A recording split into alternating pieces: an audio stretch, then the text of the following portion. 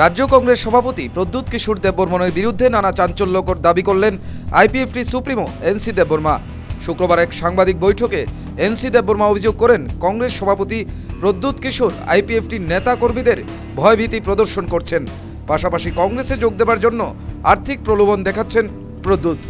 এদিন সাংবাদিক বৈঠকে আইপিএফটি সুপ্রিমো এও দাবি করেন, ডেভিড মুরাসিংকে 1 লক্ষ টাকার চেক প্রদান করেছেন কংগ্রেস সভাপতি। এ নিয়ে তথ্য প্রমাণাদি সহ নির্বাচন কমিশনের নিকট দ্বারস্থ হয়েছেন বলে জানিয়েছেন আইপিএফটি সুপ্রিমো এনসি দেববর্মা। প্রমাণ সহ এইগুলো আপনার নমুনাগুলো তার কাছে তুলে দিচ্ছি। এটা হলো এই পয়সার ভিতরে অনেক কিসিমের এই যে আপনার স্বৈরাচারী মনোভাব করে এই উশৃঙ্খল সৃষ্টি করার ডজিং এই ভিডিও ফুটেজ,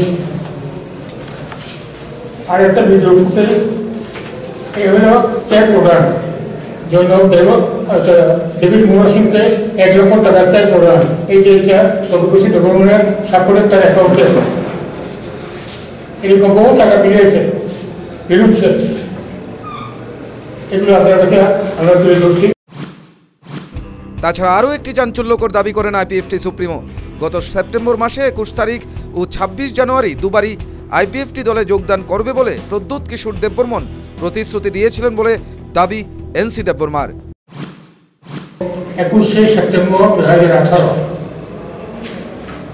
বর্তমান পিসিসি সভাপতি মহারাজ প্রদ্যুৎ কিশোর দেববর্মা 21 তারিখ সেপ্টেম্বরে রাজবাড়িতে আমাকে ডেকে নিয়ে উনি বলেছিলেন যে উনি আইপিএফটিতে যোগদান করবেন। তখনও তিনি কংগ্রেসের সভাপতি নির্বাচিত হননি।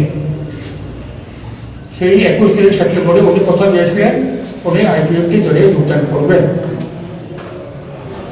পরবর্তীতে 26শে জানুয়ারি রিপাবলিক ডে, সেদিনও আমাদের পার্টির অ্যাডভাইজারি কমিটির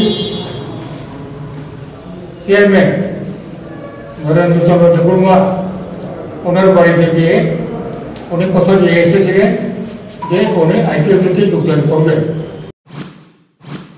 পাশাপাশি রাজ্যের শান্তি সম্প্রীতি ও গণতন্ত্র বজায় রাখতে এদিন ভোটারদের কাছে আইপিএফটিকে ভোট দেবার আবেদন রাখেন দলীয় নেতৃত্ব।